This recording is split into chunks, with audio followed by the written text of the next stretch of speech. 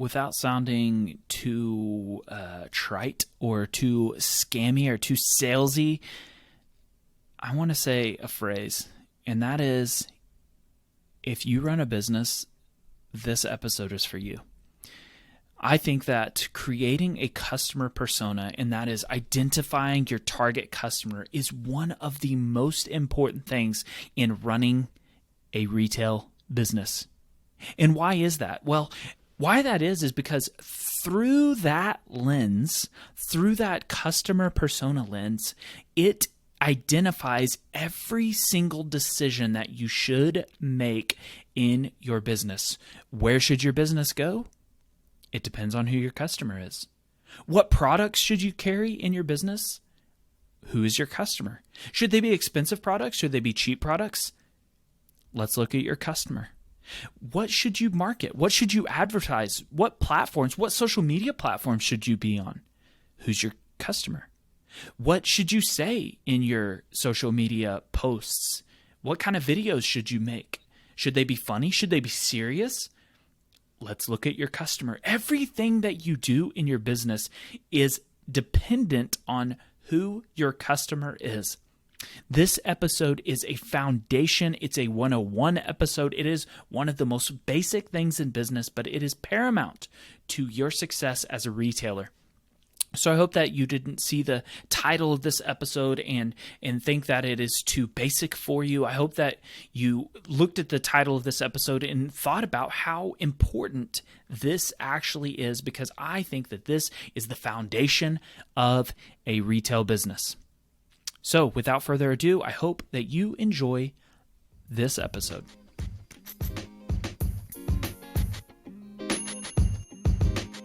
Hello and welcome to the Better Business Podcast, where we help you improve your family-owned retail business.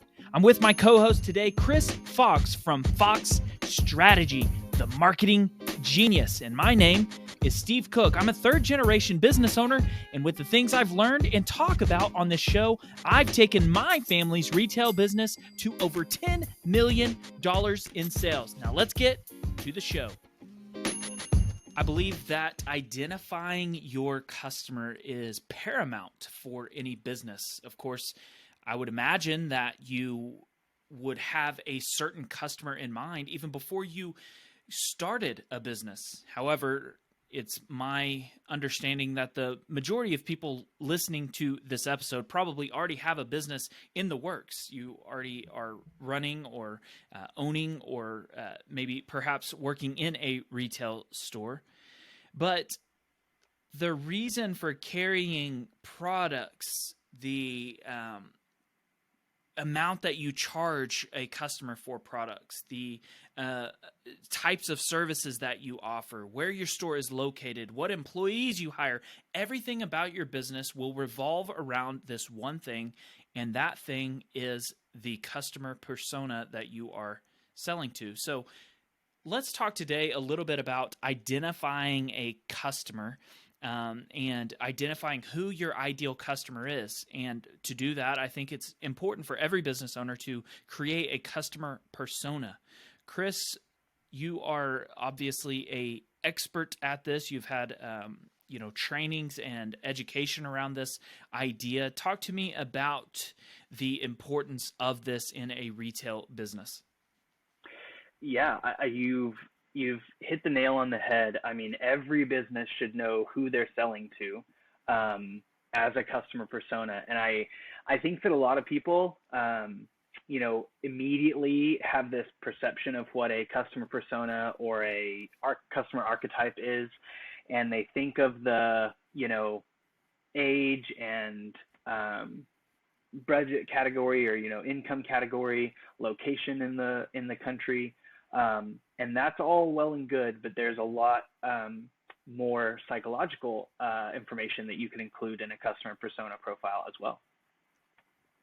And another thing that I wanted to talk about to begin this journey, if we can boil all this down in a roughly 20 to 40 minute episode, is is where do you start if you already run a business? I think that this is fun to talk about for maybe business coaches online or something like that. But for an actual retailer, somebody that's already maybe running a retail store, perhaps there's somebody like me that is a multi-generation business that they don't have the luxury of just like, kind of chit-chatting about this online somewhere. This is the business is already running.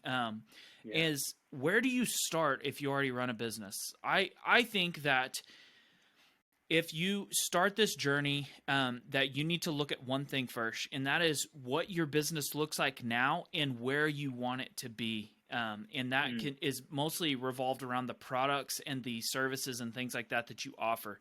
And if what that business looks like now is comfortable to you, you think that there will be a business like this 5 to 10 years from now, you're excited about the outlook of the business and all of that, then great. Just break down, as we go through this, break down where you're at currently. However, I think the other thing to this is sometimes you can find yourself by doing what business owners do best, and that is figuring out ways to make money. Perhaps you've looked up and you're doing, several $100,000 of business, or you're doing millions of dollars in business, but you're not happy with the direction of your business, and you don't think perhaps this business model will be around 5 to 10 years from now. So I think it's important to start, if you're already running a business, of this is where my business is now, or this is where I want my business to go. Do you agree with that? Yeah, I think that's really powerful. Those are really important introspective questions that business owners should be asking themselves.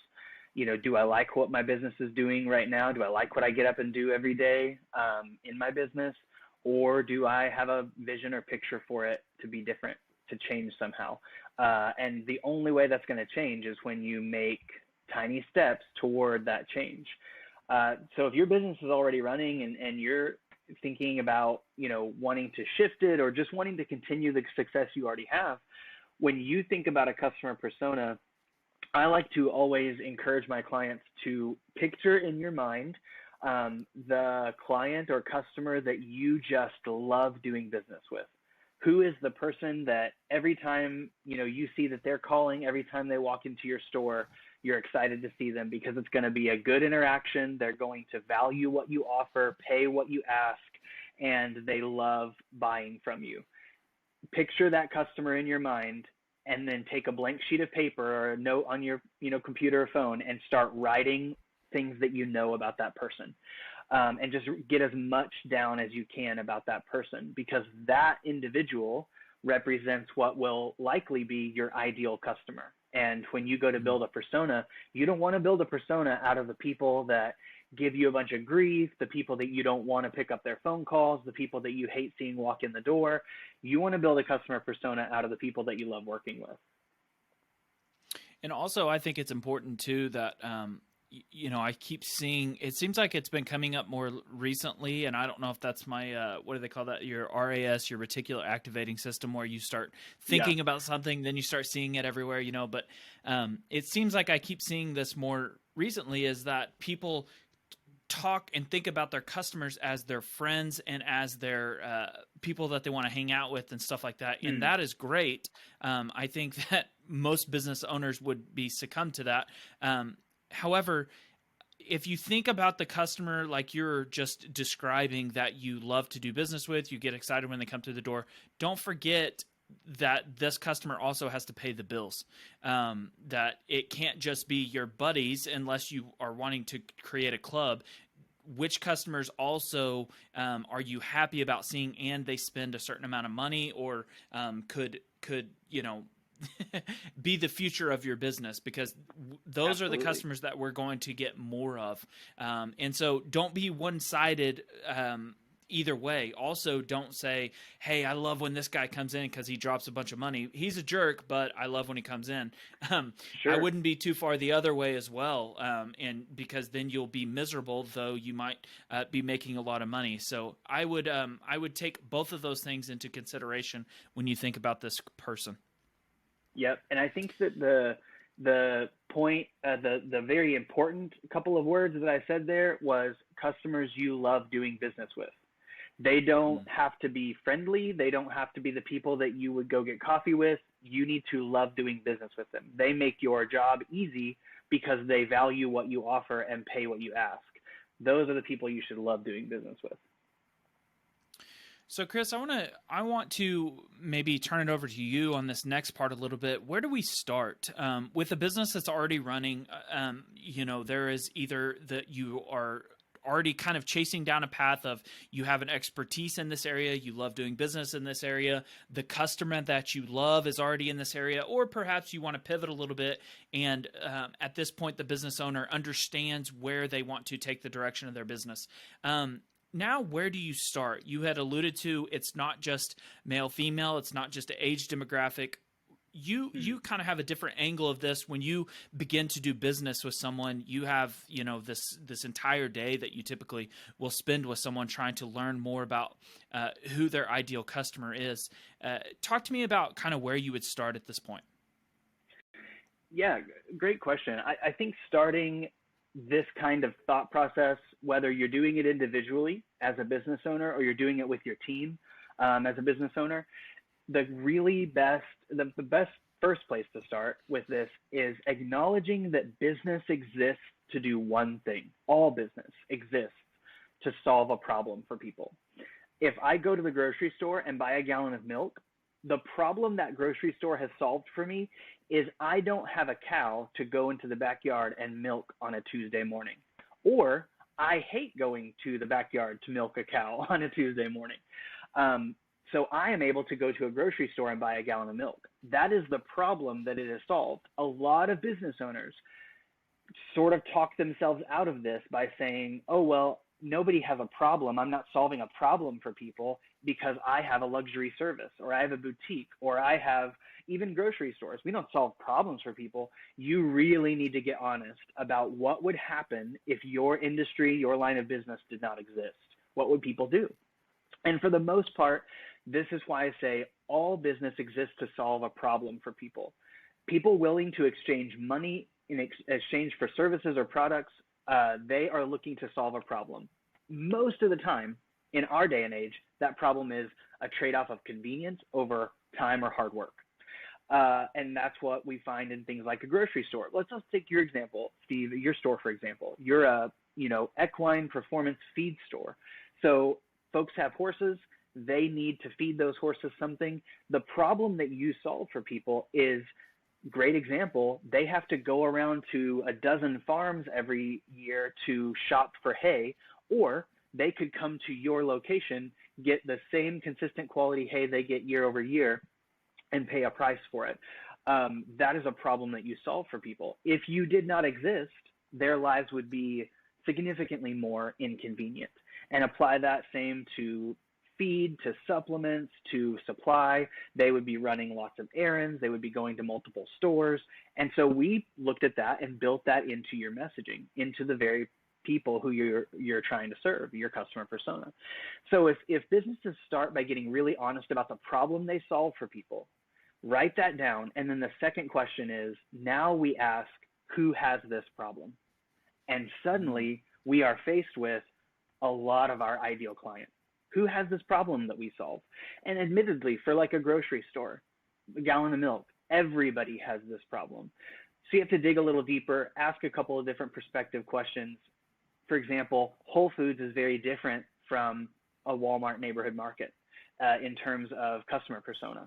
So they both carry milk, but they both do not serve the same customers. So when people ask, what problem do you solve for your customer? And then you can say, who has that problem? Now you are even a little bit more honed in on the first level of digging down into that ideal customer. So I think that's where people should start. If you already have a business or you're just starting, what problem is it that you solve for people? If you don't like that problem that you solve for people, that's time for a pivot. And so you need to determine what problem you do want to solve and who are the people who have that problem.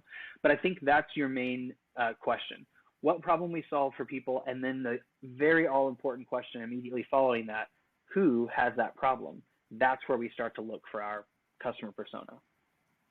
So what if you, in a retail store, I think you could even lump restaurants into that. I think you could lump, of course, like boutiques and things like that are not necessarily. I think the old-fashioned stores that we've alluded to already in this episode, such as like a lumberyard, a hardware store, a feed store, grocery stores, those are maybe toss-ups in this problem solving category. What if you are more inclined to be a luxury, or you're more inclined to be a fun atmosphere or something like that?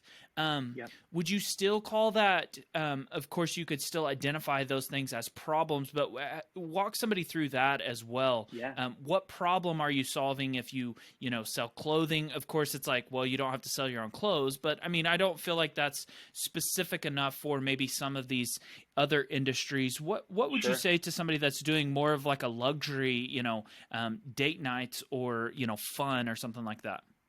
Yeah, so let's take something like a really nice restaurant, a luxury restaurant. If you were to say, what problem do we solve for people? You can't just stop at, well, we serve great food and people don't want to cook at home. That is a very shallow explanation of what problem. And I would push my client or someone I'm working with, I would say, I call BS. I think there's something deeper. That's a Yeah. sellout of, well, that's just basically we make food because nobody wants to cook at home. Yeah, so does every other restaurant on the planet. The real question there is, so you want to be a luxury restaurant. Let's say you want to be really well known for date nights, or you want to be really well known for taking your clients out for a really great meal. You have to ask yourself that question, what problem do we solve? And the problem might be, well, in our town, there isn't a great place if you wanted to have a fancy date night, if you wanted to have a really important date night or celebrate something on a night out with someone special. So we're solving that problem.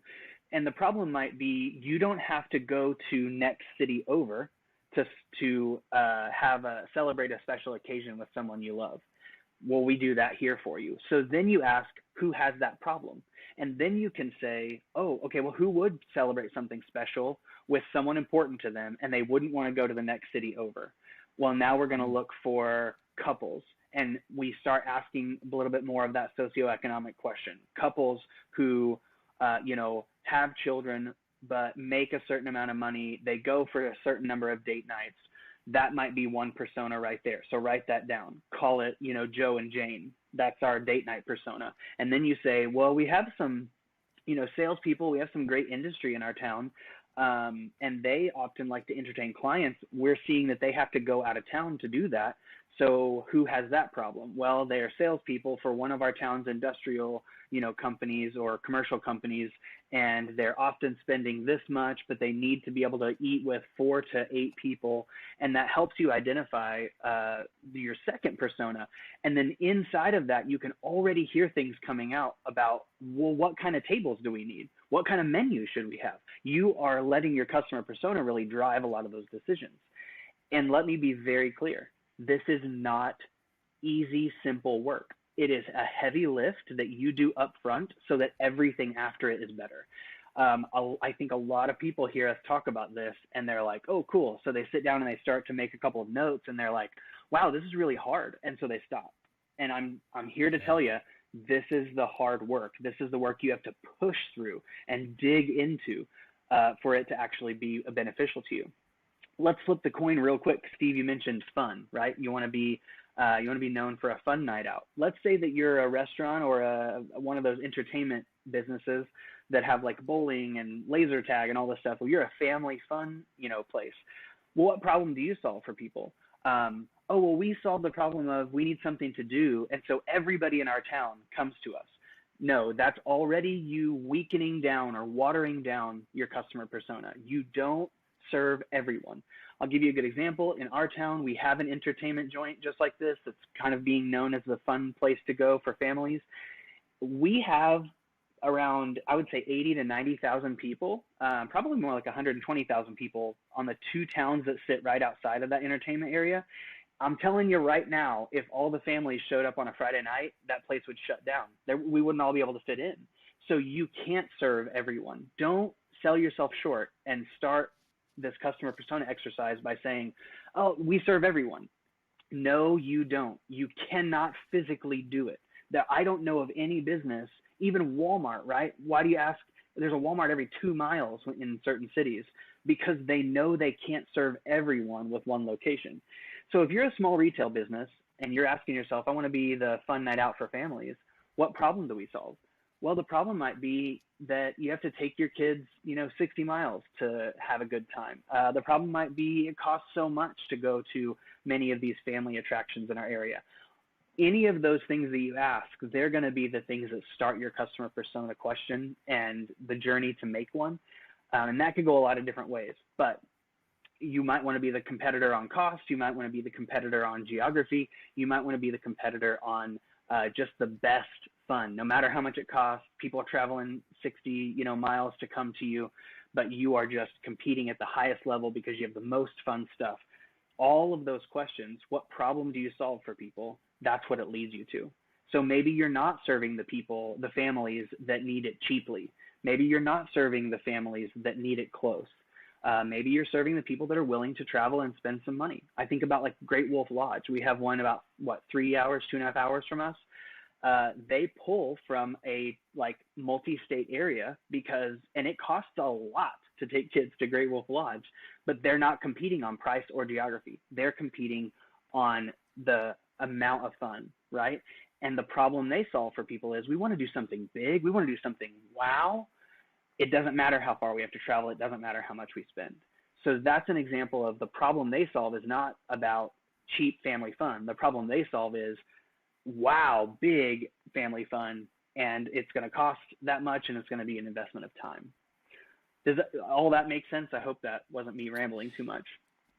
Yeah, I think that helps to not only identify, but then further identify, kind of boil that down like an upside down funnel. I think, what problem do you solve starts at the top of an upside down triangle. And as you spoke about different nuances of that, I think that kind of gets it down to a much smaller subset of a person or personality or type of customer that you are going after, which really kind of introduces the final point that I wanted to talk about. And that's, what if you look at this customer persona, you're talking about extremely specifics on this person. What if you identify that this is the customer I'm going after and you get somewhat nervous of how large of a customer base is this? I remember going through some of this process with you, years ago, and it was almost a little bit intimidating that you start identifying this customer more and more and more specifically, and it's like, whoa, now I want to sell to anybody, I want to talk about the importance of that. The more specific and niche down that we have gotten, I think that is what comes with more and more success. In my mind, I think that the farther you are able to identify this subset of customers in this tiny little group of customers, I think once you're the authority in that little tiny area, it can allow you to expand out.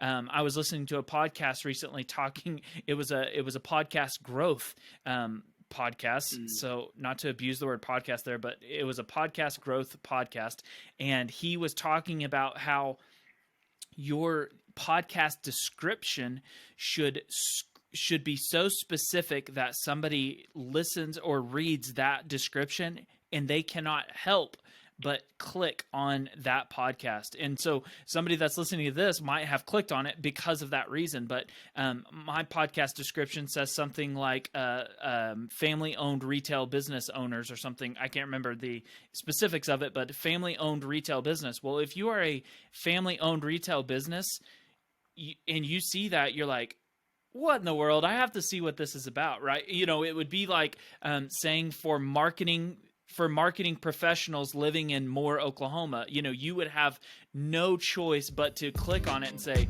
dude, I have to see what this guy's talking about.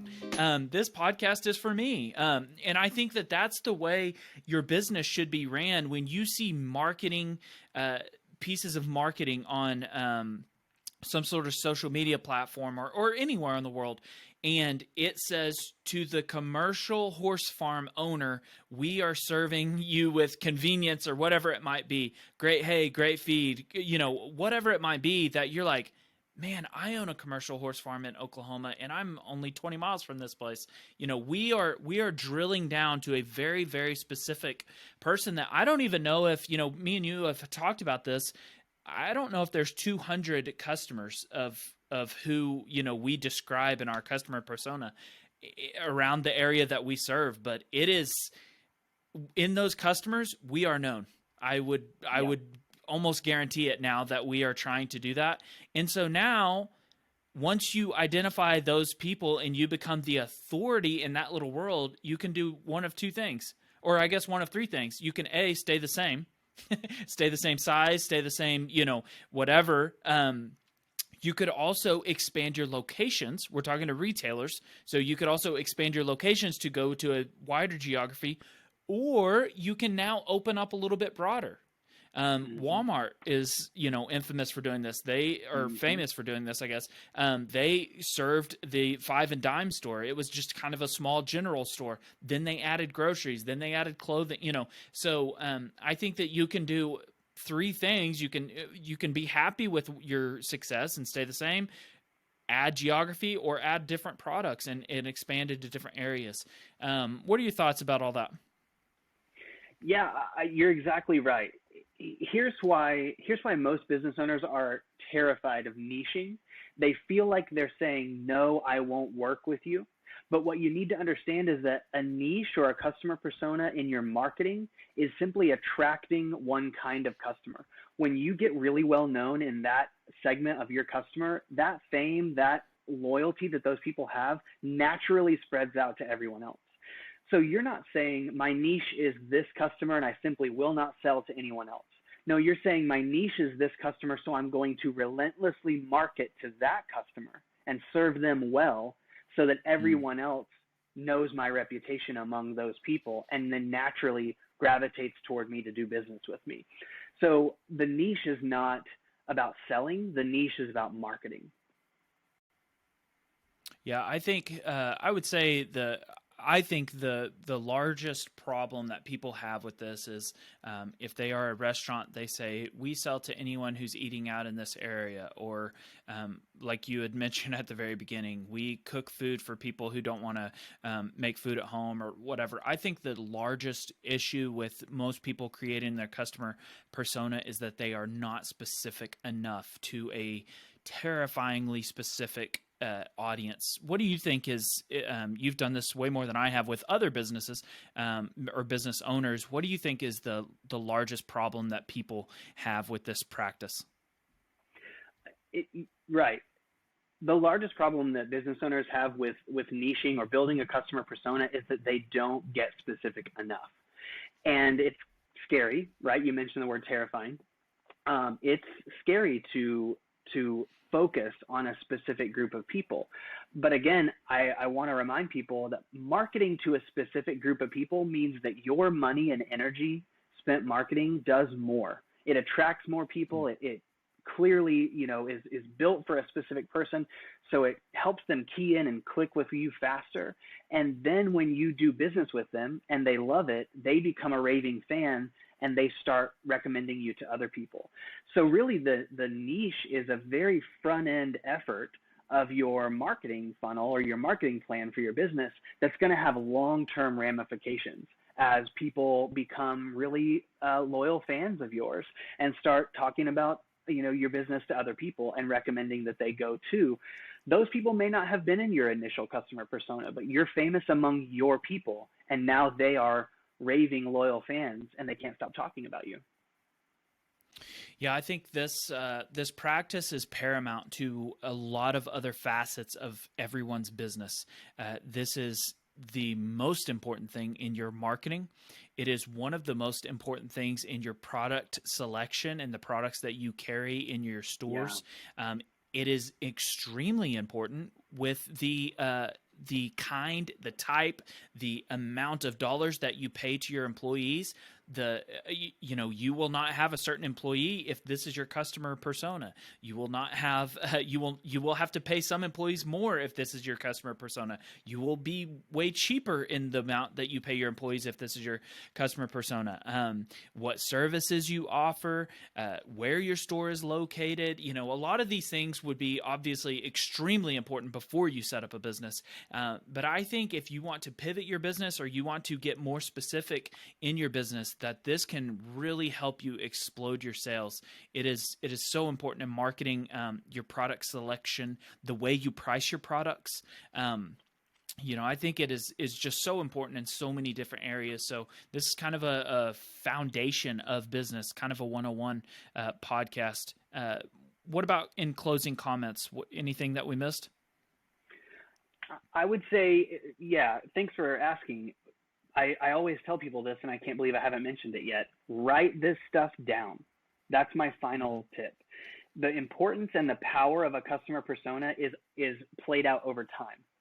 So if you do a lot of this heavy work this week, this month, this quarter, and you identify your customer persona or personas and you start marketing to them, when you do a 6-month check-in or a 12-month check-in, how will you know if you are still marketing to that persona if you didn't write it down?